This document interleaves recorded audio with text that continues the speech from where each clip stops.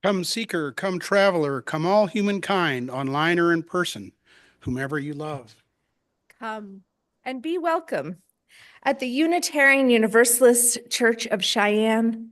For here, we are building a community of refuge where all have equal worth and are invited into spiritual exploration as a foundation for hope, compassionate service, and action.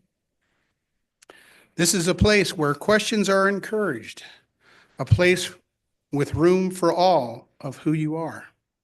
This is a place full of works in progress, a place for being human together. Welcome. It is good to be here. Just settle in and exhale. This is a time for community.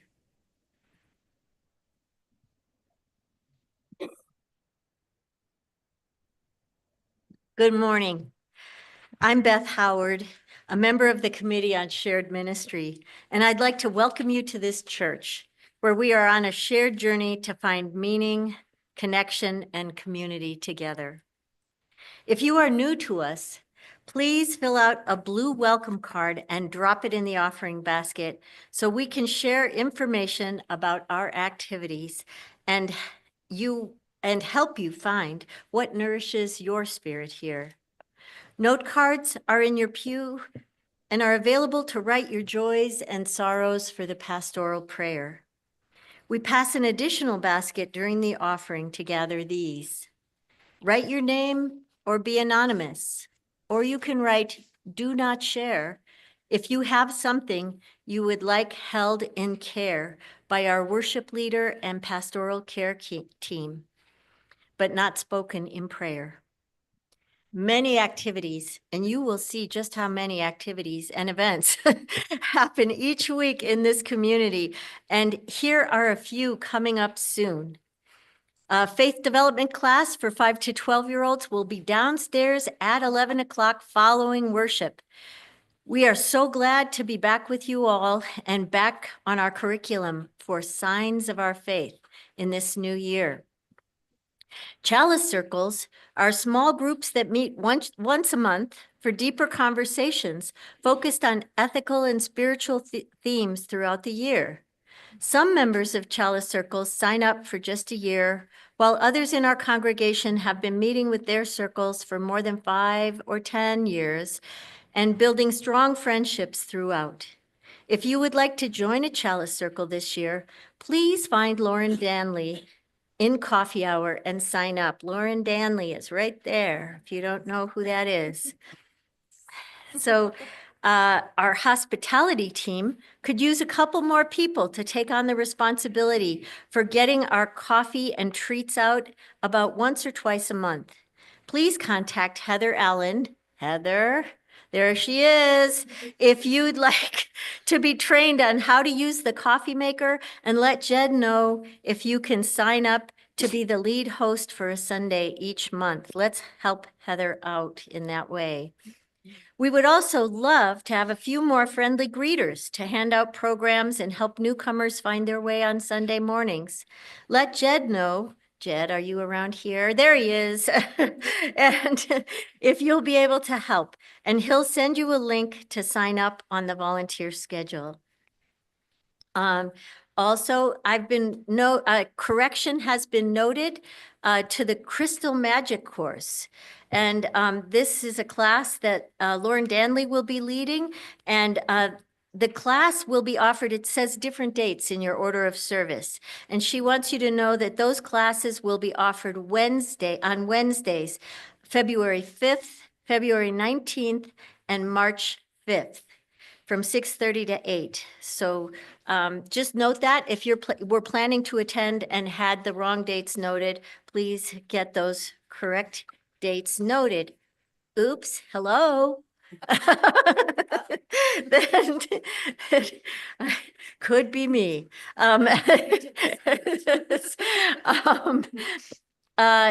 Then Emily Smith, our board president, has asked me to announce that there will be a strategic planning meeting hosted by the board on January 26th from 11:30 to 1 p.m. It will be in the social hall right after coffee. So put it on your calendar, strategic planning meeting, January 26th, 11:30 to 1, and it will be in the social hall right after coffee hour.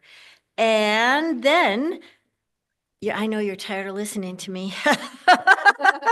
I'm going to call up Heather Allen to speak to you about our service auction. Get excited and participate. Hello, everybody. Okay, I'm going to try to formulate thoughts. It's hard today. So I wanted to talk about, we have the forms. If you would like to donate for the service auction this year is March 1st at 5 p.m. We have the forms. They're actually going to be in where you put the orders of service. They're on that table right there. And if we run out of them, just find Jed and we'll get you some more. Okay, and it has all the details like donor and item description and everything like that. So that's in there. We are going to do something a little different with the food this year. It's still going to be hors d'oeuvres like finger foods and everything like as such like that. However, I am going to donate 4 charcuterie boards with like some etching on them. Okay, like some like chalices and some pretty designs. And then people are going to fill them. Like we have a gluten-free board that Emily Smith is going to fill up. And what it is these 4 boards we're going to auction off, and you get the board itself, but then you get 1 refill of whatever board that is. So I'm looking at my gluten-free family down here. I know. I even told your mom, I was like, I have inside information. But so like if you're having a party in a couple months, a couple weeks before, just, email whoever or message the person who did the boards and just say, hey, can I get a refill on my board? And that's what you get. And I'm going to get pretty big ones. They're going to be pretty good sized boards. And then Chris is going to offer his services to etch them for free for us at the college. So, and I mean, he kind of got voluntold. Let me just be frank. So if you do bring stuff in and if you fill out the form, the stuff is going to go on the stage. And if you want to put it behind the curtain, you can go in either side, of course it's dark up there, or else you can just part the curtain, put it back there. Okay. But, and also, other than the boards the 4 boards that we're going to bring, you always have the option of bringing other hors d'oeuvres and stuff like that. I am coordinating the food. So I do have sign-up sheets for the service cleanup, or the setup and the cleanup. And it has my phone number on there. And then I'll also have another sign up sheet if you guys want to bring anything. And if you have any questions about it, you can just yell. But yeah. I think that's it. But I'll come up and bother you guys until it happens. But yeah, go ahead and donate. I mean, it's gonna be pretty awesome. And if you have never been, it's really cool. We have tables set up in here and people can go around and look at things and see what's being donated. And then we have very fun stuff up there. And Mr. Andy is gonna be our MC again this year, which everybody was all entertained and he was wonderful last year. So he's gonna be I kind of volunteered him that this morning too. So I have a way with that, but no. But if you have any questions, let me know. Marcy in the back. Also Meg is on the committees as well, and Emily Smith. And I think I think Marcy Kendrick is on it too, I believe. Is that right? No, Jennifer did. Oh, okay. Sorry about that. It's Jennifer as well. But thank you guys. Thank you. Thank you to Heather and to all of us for our shared generosity on that work. And speaking of generosity, each week as we gather on Zoom and in person, and we give from our resources to sustain the work of this church, to share our abundance with community organizations, And you can find our text to give number and a QR code in your order of service if you like doing that online or through your phone. You can also use your Realm app for electronic giving. You can also put Share the Plate offerings and pledges, cash or check in the baskets in a few moments as they pass. And in January of each year, our Share the Plate partner is us. It's something called the Minister's Discretionary Fund, which is separate from our regular operating budget. It's a fund that makes sure that people in our community who may not qualify for a program or need a whole slew of services, but who just need a little help with dignity and care, have that space. So the Minister's Aid Fund is the fund that we might use if someone has just had surgery and could use a couple meals that they don't have to put in the effort to cook. If someone has COVID and is feeling overwhelmed and could use some soup.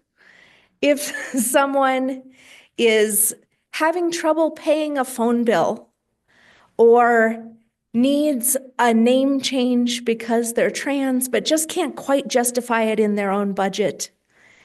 These things and a host of others are part of making sure that our congregation, that our community has what we need for all the little moments in life that are joys and sorrows and little hiccups or stumbling blocks in the road where we can make the path a little smoother for one another. So if you could give generously to this work of our congregation for one another, we would appreciate it. And now with music from Aaron Barhalmi. Thank you so much.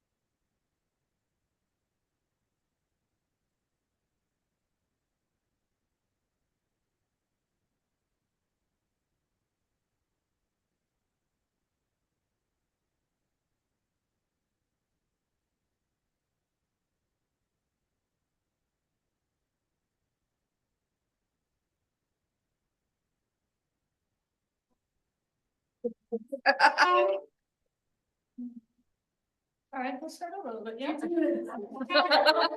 Got so into it.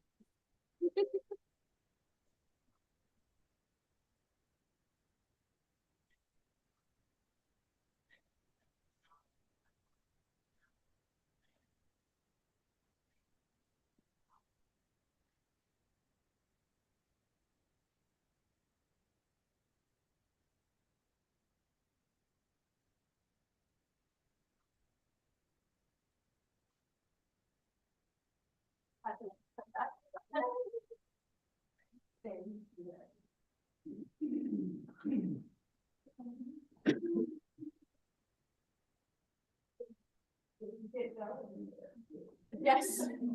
Who's left?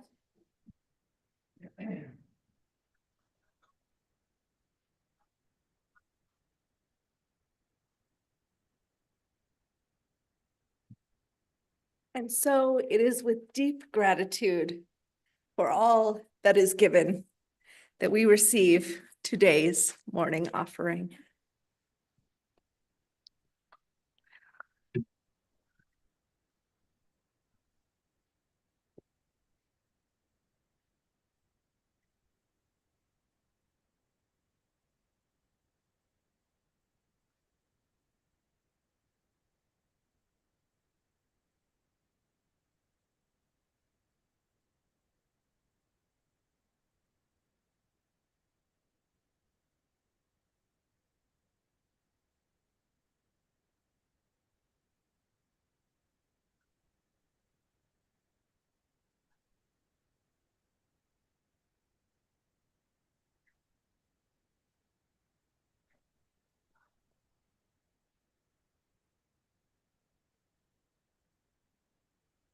Lynn Unger writes, "The universe does not revolve around you.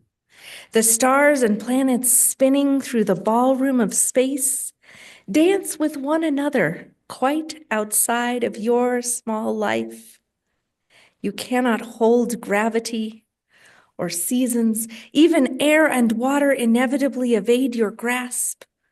Why not, then, let go? You could move through time like a shark through water, neither restless nor ceasing, absorbed in and absorbing the native element. Why pretend you can do otherwise? The world comes in at every pore, mixes in your blood before breath releases you into the world again. Did you think the fragile boundary of your skin could build a wall? Listen, every molecule is humming its particular pitch. Of course, you are a symphony. Whose tune do you think the planets are singing as they dance? And so, in tune with our planet and with one another, I invite you into worship and song. We will begin our worship with musical gifts from Nick Schwartz and our shared hymn, number 100, I've Got Peace Like a River. We're going to choose today to sing the water-related verses. So 1, 2, 3, and 5. We've got peace like a river, joy like a fountain, love like the ocean, and tears like the raindrops. Number 100. Thank you for asking.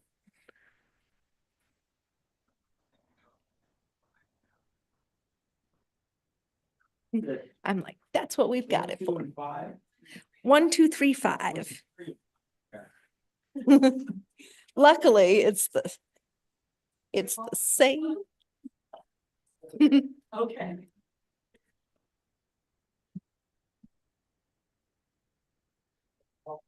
Sorry.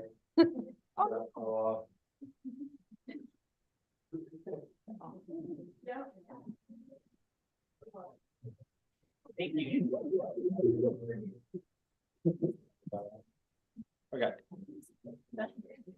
Oh, okay.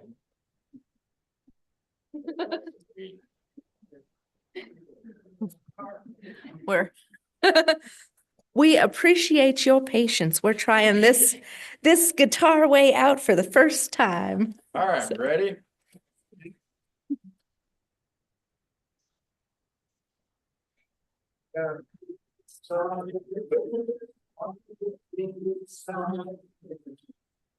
Peace like a river in my soul.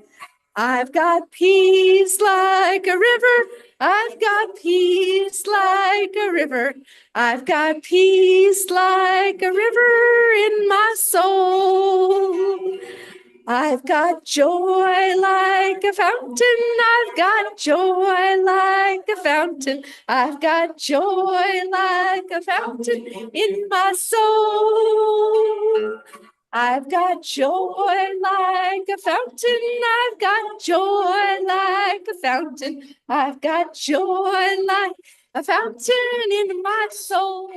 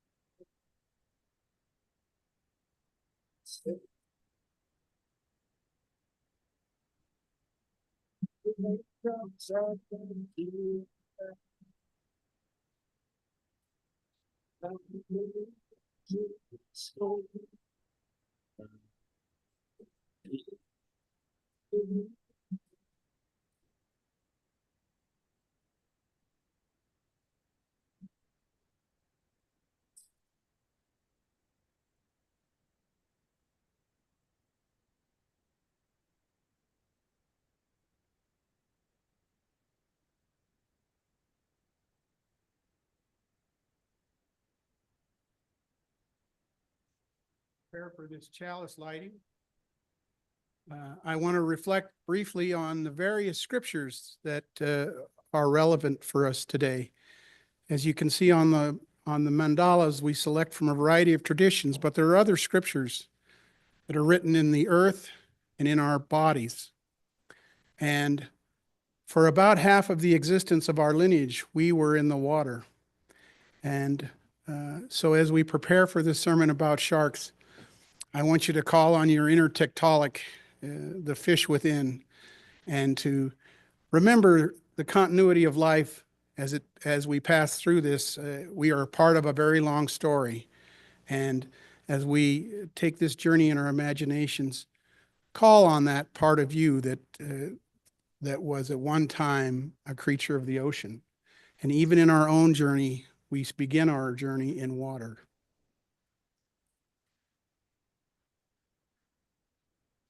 Shall we read the covenant? Or do we do that? Light the chalice. Get our chalice lit.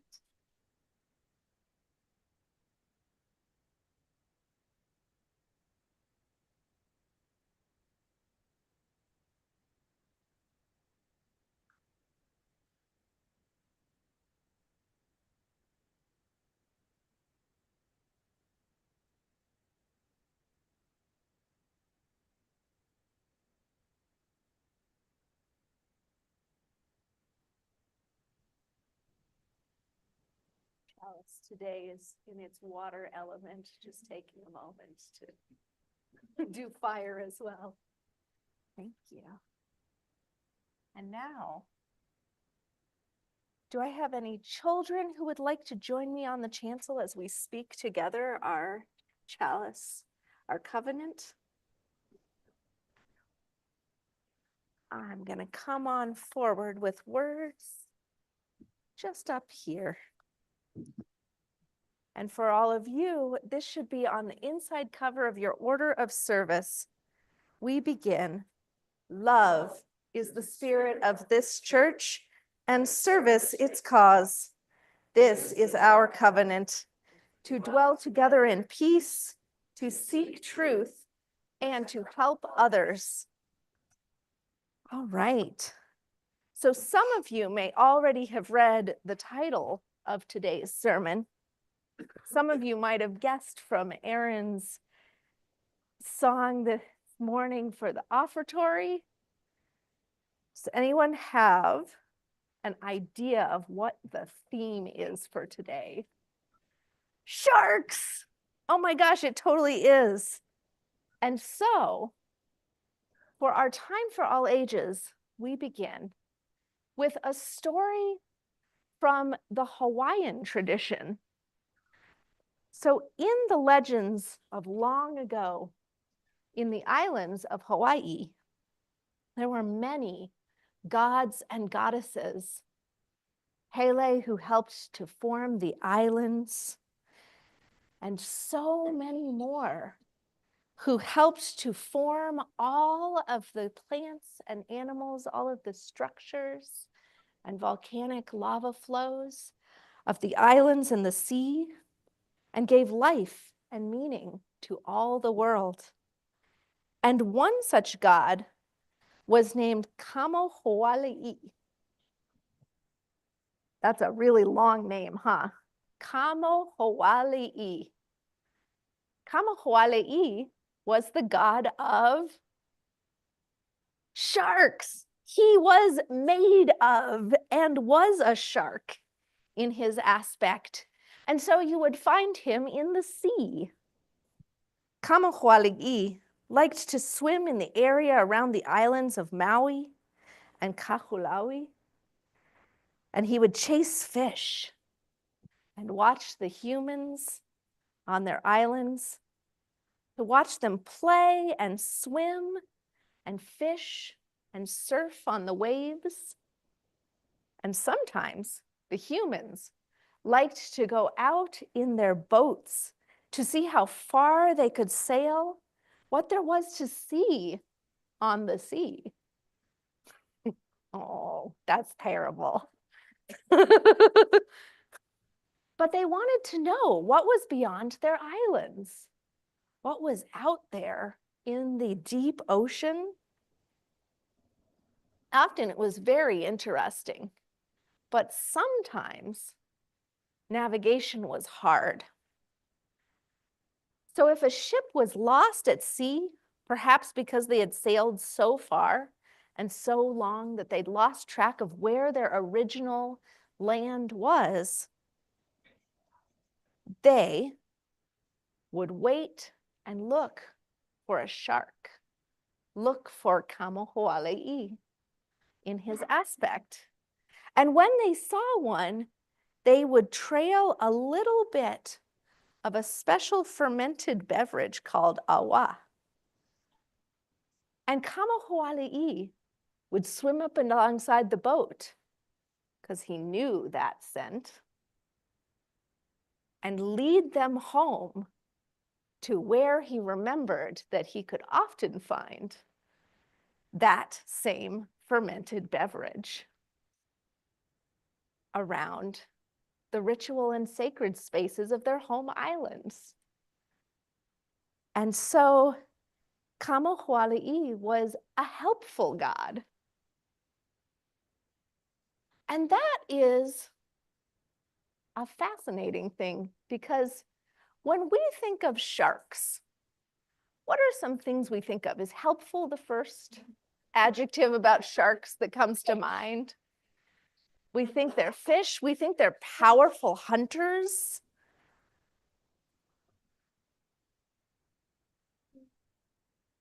Just things. Yeah.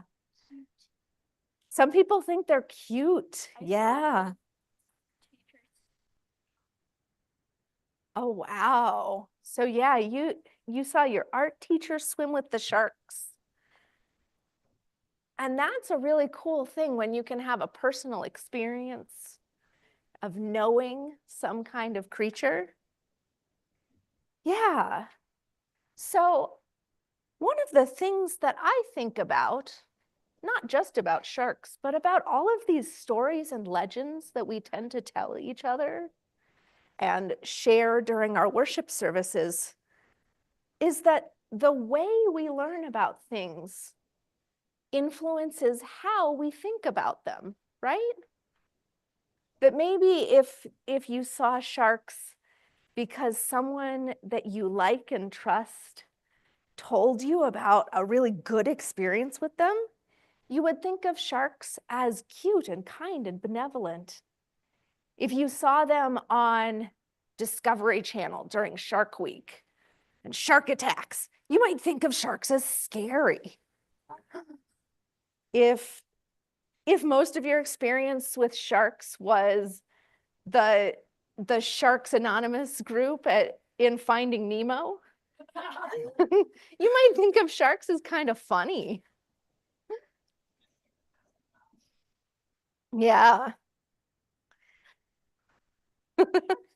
So the way we tell our stories, the things we do and don't know about not just sharks, but anything that's unfamiliar, might change our understandings about the natural world, about each other. So I wonder, because I'm not sure we have a lot of sharks in Wyoming. Not a lot of live sharks, though I did hear from Andy that we have a shark ridge where you can find teeth from when sharks used to live in an inland sea before that sea rose up to form our Rocky Mountains. So maybe we could find a shark in Wyoming. Just a few pieces left. But what animals in Wyoming do we tell each other stories about? Cows. The cows, deer, elk, bison or buffalo, yeah. The rabbits. What was your cats? I have 2 cats here in Wyoming. Yeah.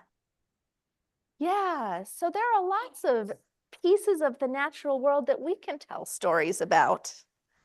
And I invite you to think about what legends or principles or morals around Wyoming and its natural world and creatures we might be telling each other.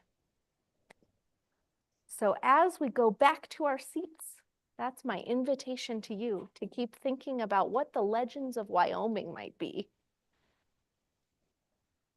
Sound good? All right, thank you all for being up here to talk about sharks.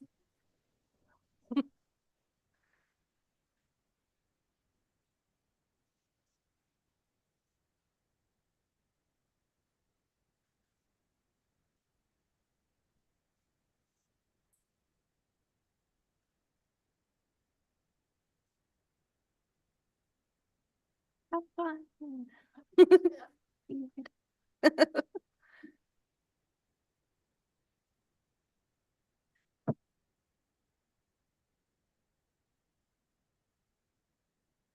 And so we come to that time where we move each week into meditation and prayer,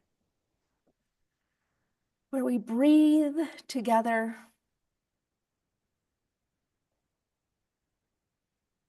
and invite one another to turn our attention toward the needs of this community and of the world. Spirit of life, Spirit of love.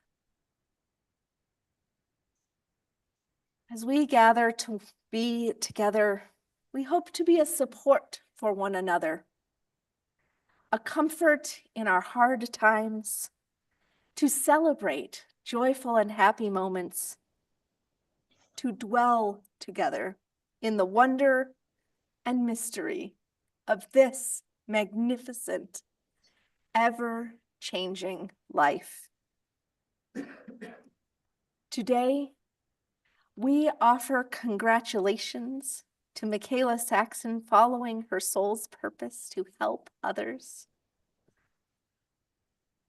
We offer joy for those becoming members, for Michaela, who has been a friend of this congregation for over 20 years, and joy from her family in getting to share in this moment. We offer joy on Meg Varhalmi's success in finishing 2 more novels this winter, and that her youngest has lettered in academics this term. We offer gratitude. I offer my gratitude to all who were able to attend or offer their wishes for my baby shower last week as part of the congregation. So many good books and stories about the books you have loved. And I am so grateful. We know that there is good and wonder, and there is hardship in this world as well. We offer our prayers to communities out in Pasadena, where people have lost housing due to wildfires, where people are struggling to figure out what this new reality looks like.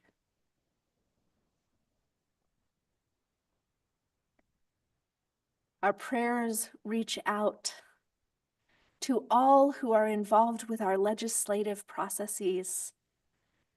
This coming week, we will begin the legislative session here in Wyoming. We offer such strength to legislators and community members seeking to find a way forward that is ethical and moral, that protects our people, all children and youth who need to be well and safe. For our GLBTQ community, so often made scapegoats for our unknown fears of the future. For those who are looking to find places of safety, from our immigrant communities who are so worried about not just state legislation, but what our national landscape may look like in these coming weeks and months.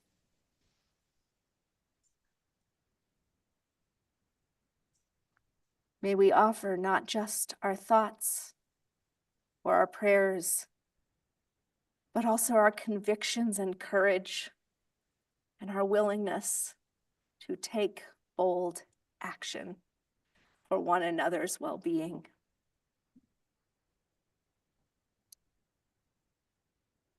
And may we give thanks for the turning of the seasons. For yes, this cold and snow, which gives way to water and new growth as the spring comes. For this time of the earth's rest is at hand, yet seeds grow under the ground. So may we hold room in our hearts for what is growing, what is ever creative, for all the joys as yet unshared, the sorrows, the fears, too tender to be spoken aloud. May this place offer peace and comfort and community which enfolds us. Amen, and blessed be. And we now come to the time of our new member welcome. And so we have a few folks joining us in membership today. I believe Zane is going to be accepting membership on behalf of Nikki Sandoval, who helps in our nursery. Ambria Meadows Fernandez is not able to be here in person, but it will receive a rose in spirit. Diana and Nick Schwartz, if you'd like to come on up and join us. And Jed Hunsinger, who has been our administrator for the past year, would also like to join us in covenant as a new member of this community. For all of these folks, they are offering a deep gift of time and trust and talents, their resources and shared responsibility with us to be stewards of this congregation. And so we ask a few of our congregational leaders to join us as well. I believe Camille Furtney, as our membership chair, gets to come up and help hand out roses. Thank you. And then I'm looking for my board member representative. Do we have a board member who would like to be official? Thank you, Carol. Oh, there's Audrey. All right, we can have two of you. No one would mind. Thank you both. I was like, I thought I saw y'all earlier. We are. And so, as these friends of our congregation have come forward to take on the opportunity to sign the book and celebrate membership, we also bring forward our leadership to welcome them on behalf of this whole congregation. And at this time, if there are any other folks going, that might be something I would be interested in the future, I invite you to take heed of the promises we make to one another in this time, to consider whether membership is a step that you might like to take now or in the future. And please feel welcome to speak with any of our leaders after the worship service, and to come after church on our second Sunday in February, when we'll be having a new member class in the library. And so, at this time, we invite each of our new members to come and sign the book. Nikki already has, so you're in good shape. So, I'll let you move. You go where you, there we go. So, do you want to circle behind Michaela, and we'll just make a little circle there. Sorry, my name is so long. It's okay. You can put contact info after. I'll track you down. Don't worry. Lefties here.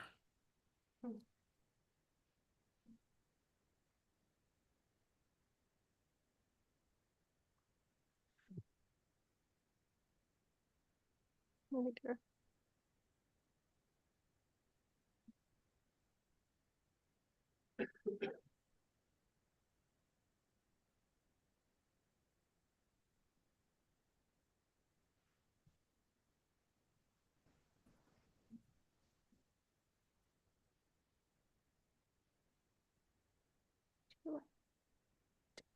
Person to hand roses.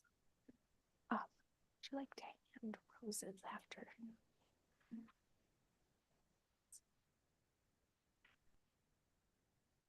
Thank you. So, did everyone get a new member page, Jed? Yes, everyone should have Hooray! in their order. No, the full one. Oh, all right. Sorry, I misunderstood.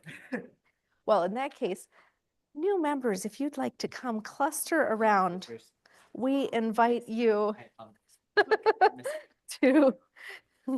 to speak together so that we may promise to one another.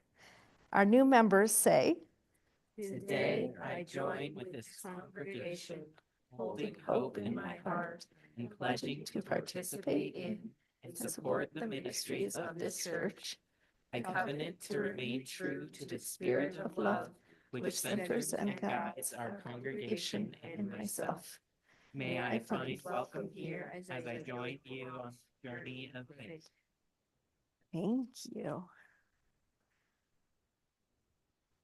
And now our board members, would you like to speak into the microphone? As Camille gives you each a rose of celebration. We welcome you as we were once welcomed ourselves. We seek to be open and inclusive, respecting your inherent worth and dignity, accompanying your search for truth and meaning, opening our hearts to your wisdom, both when it is easy and in times when it is difficult.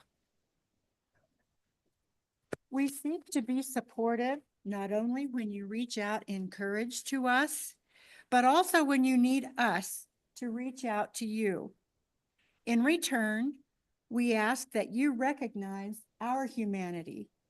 We will not always live up to our ideals. And at this time, I invite the membership of our whole congregation to respond and to make covenant with these new members. We choose to offer our best selves to this new relationship and to be with you in love, for love is the spirit of this church.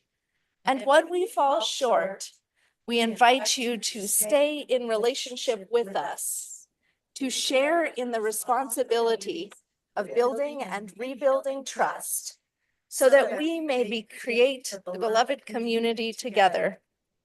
We welcome you as equal members of this congregation, this faith, and of our shared spiritual journey. Thank you all. We welcome you to this community which is ever changing, which is made better by your presence. As each member before you has also become a part of this kaleidoscopic beauty of multitudes and diversity, we thank you for the gift of your presence and for your commitment. When babies are dedicated in the Unitarian Universalist Church, we offer them a rose without thorns. It's a symbol of the beauty that we wish for them in life, a symbol of soft and tender care.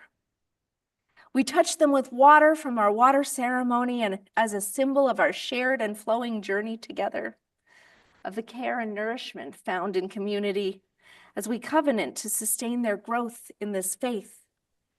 Today, as new members, we give you roses, and those roses do have thorns, not because we wish you harm, but because, like our teens when they finish our coming of age program, we believe in your responsibility and maturity to take care with things in their whole and complex ways of being. To know that any community comes with some prickles as well as a deep beauty. And so it is that we thank you and welcome you into membership.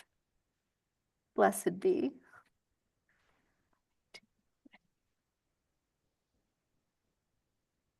Thank you all.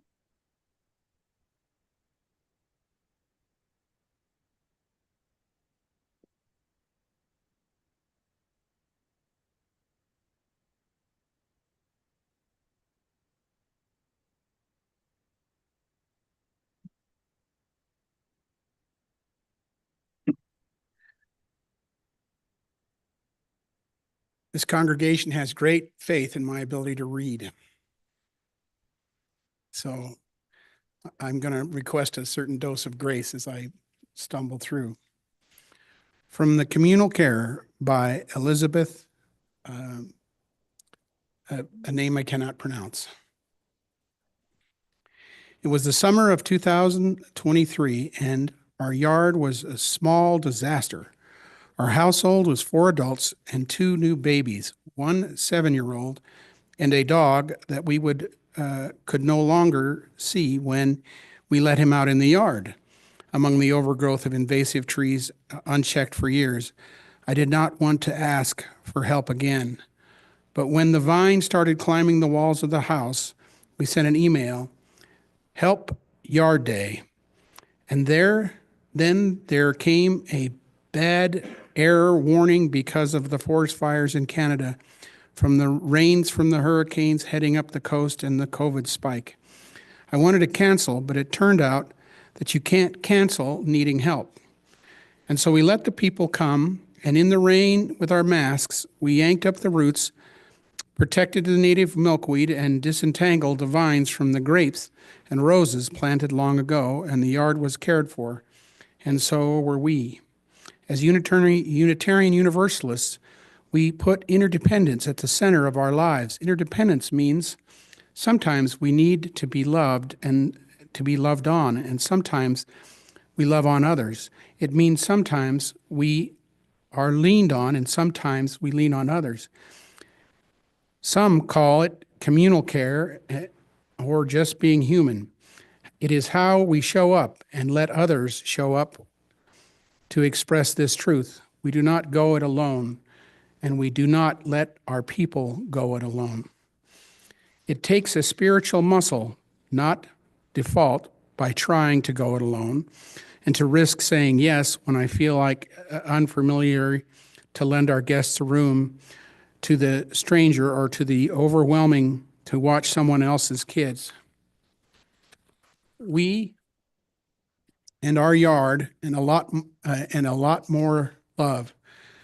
We have a lot more to give, and we're here learning and on being we are here leaning on and being leaned on, and uprooting the invasive vines of independence and planting interdependence, being a communal care of growth.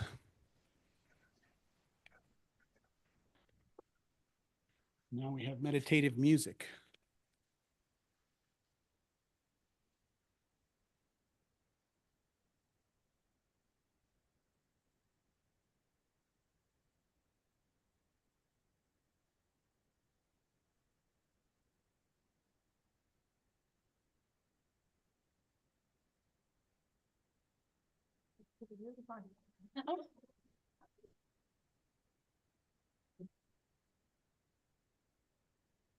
I'll do it like this. Improv, right?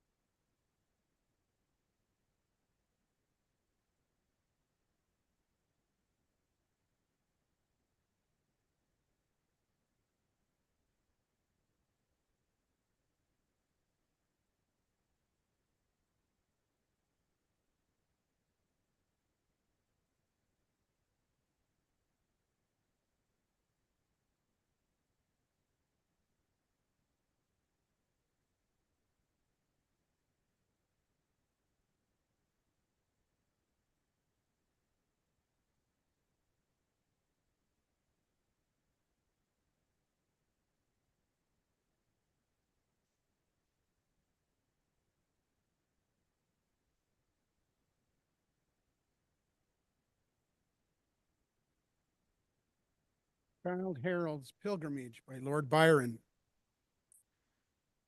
There is a pleasure in the pathless woods. There is a rapture on the lonely shore.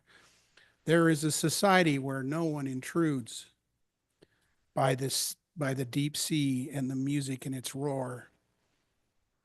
I love not man the less, but nature the more. From these are interviews in which I steal from all I may be and have been before, to mingle with the universe and feel what can ne'er be expressed, yet cannot be concealed. Roll on, thou deep and dark blue ocean. Want to finish Roll. this here, the church thing, that goes until 11.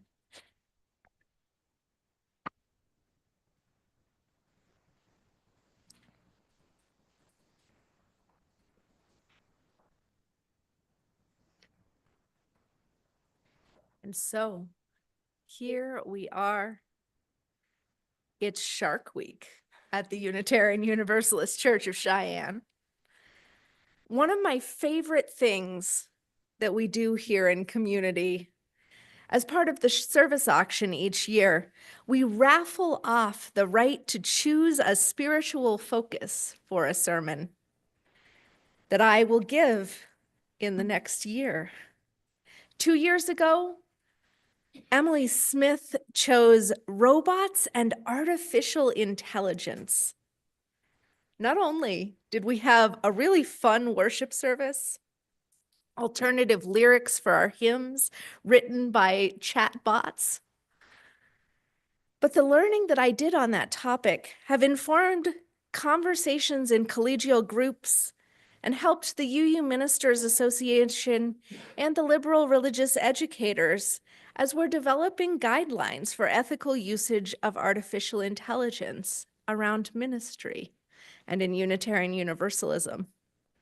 Last year, Mike Solis asked me to talk about what makes a healthy community. I ended up with 3 different sermons that grew out of the books and learning that I was doing around that, on community formation, on conflict and repair. What makes a good apology? What are the markers of productive disagreement? And this year, Jed Hunsinger won our raffle, and so it's Shark Week. I'm excited to see what impact all these toothy denizens of the deep have on my ministry in the months and years to come. But today, let's dive in. You may already know sharks are fascinating creatures. They're part of the legends of coastal and island nations and peoples.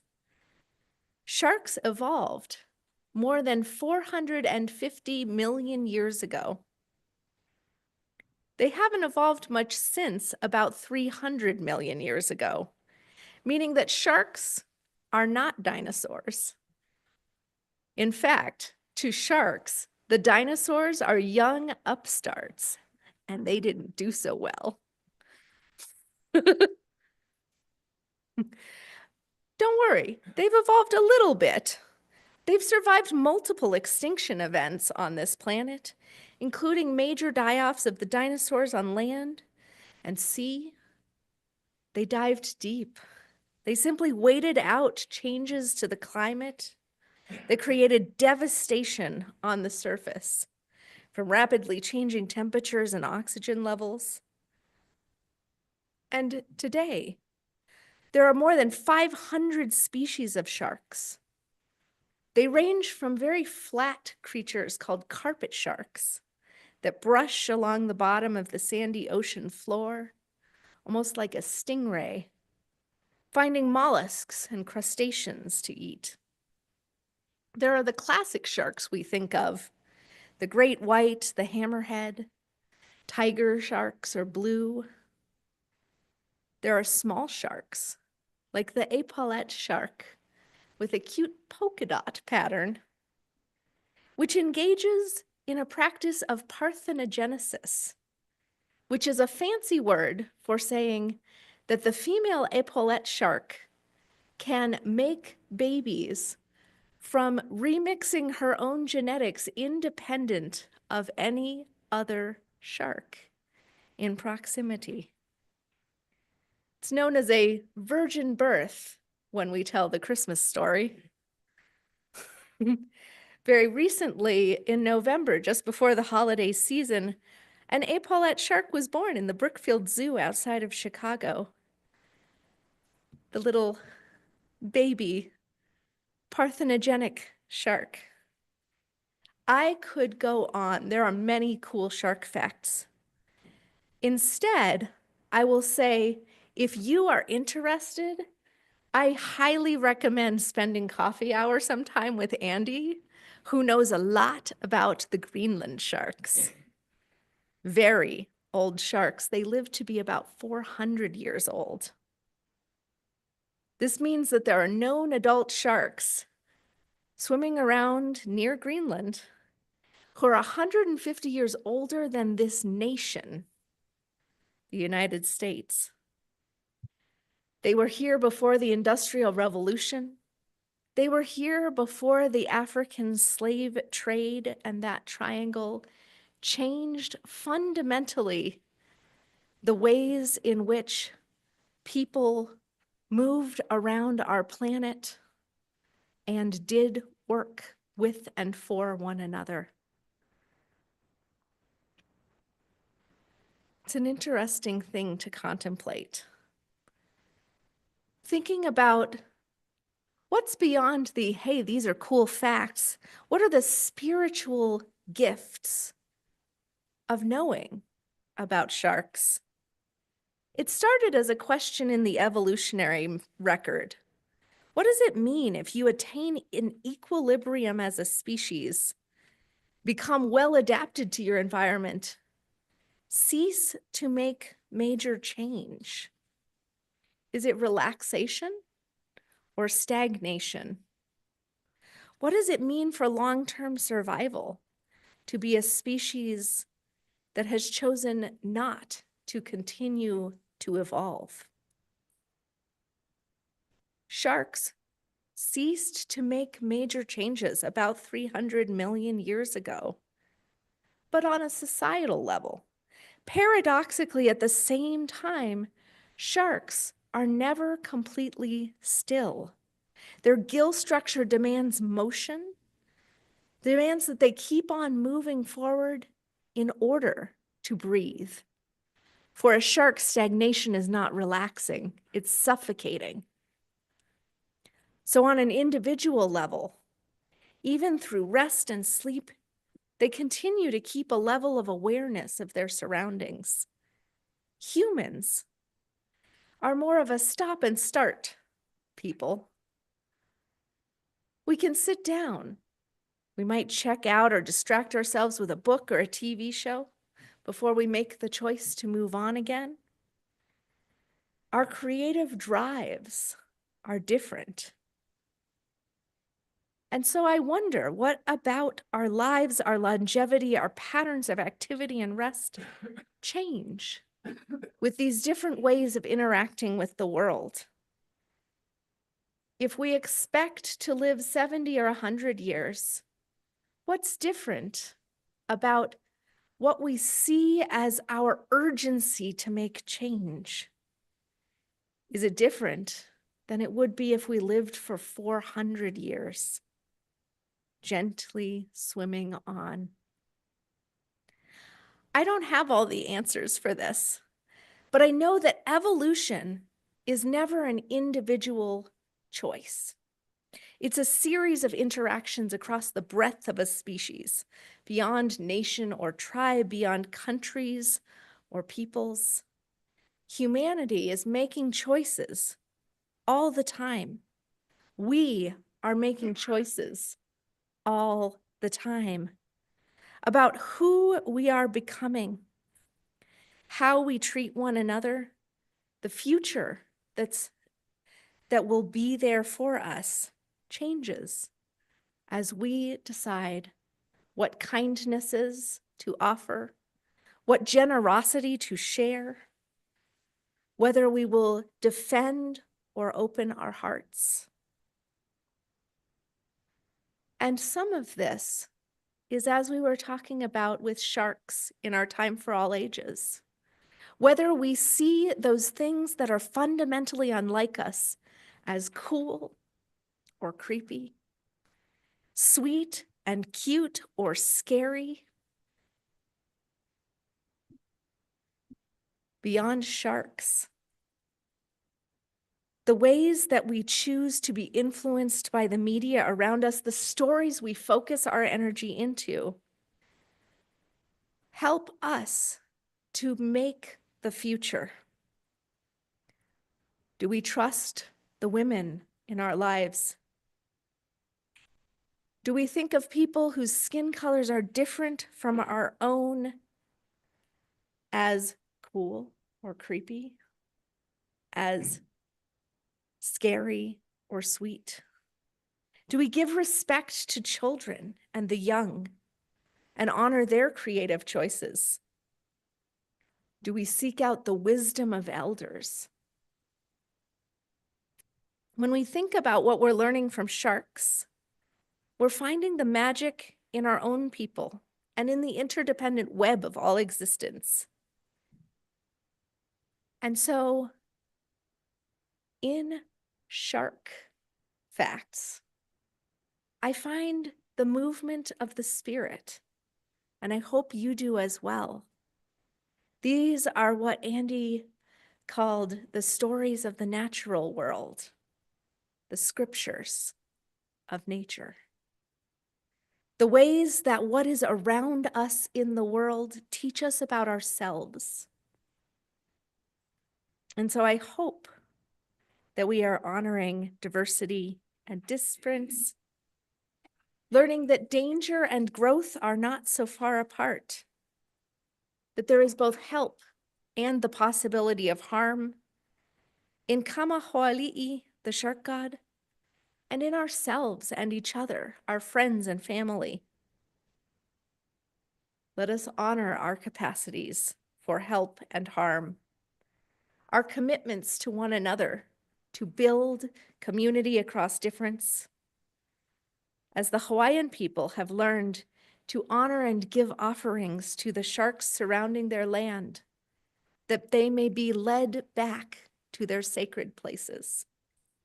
Let us honor and make peace with what surrounds our lives, to give offerings, to grow our dreams, to make what we fear something we can follow and find out more about, to let our deities and our spiritual connections be a part of our daily lives, and to give of ourselves and our bounty and find peace flowing through us in our generosity. May it be so. And now we need to sing our children to our classes. We have a song response, number 1042, The Rivers of Babylon, in your teal hymnal. We'll sing through once and move to our chalice extinguishing.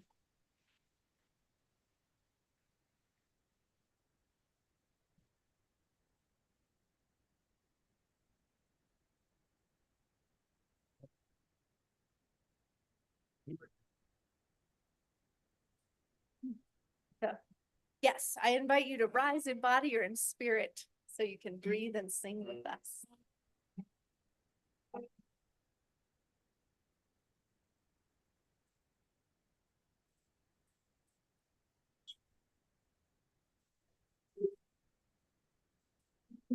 Shut it down.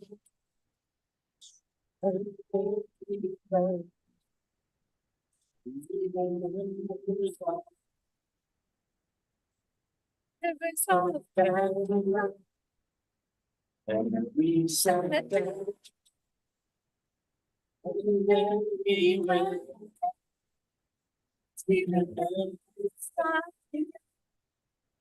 And only it carried us away, captivity. The fire of the song. How can you see enough of soul of strength?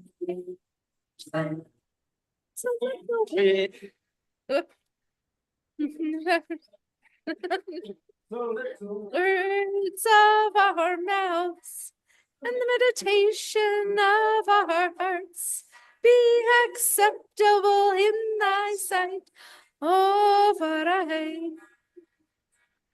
Let the words of our mouths and the meditation of our hearts be acceptable in thy sight, O Varai.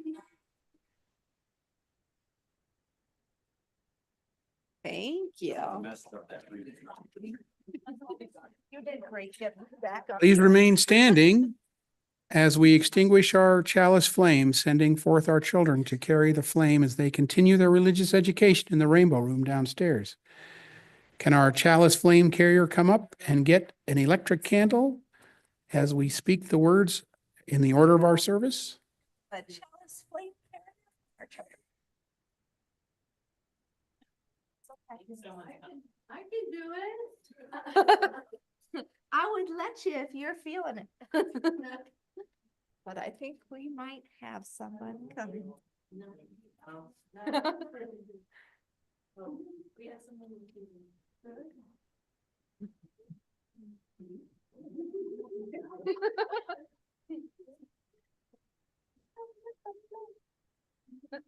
Well, while we are waiting to send our flame, let us extinguish this flame. But not. Light Light of truth, the the warmth of the community, the fire of compassion. Let's make within our hearts until we are together again. Hooray! And our children. And we are now invited to turn to the center aisle and sing to our children. Children, remember as you go the lessons we have learned together. To seek the light of truth, to tend the fire of caring, always returning to the warmth of this community. Thank you all.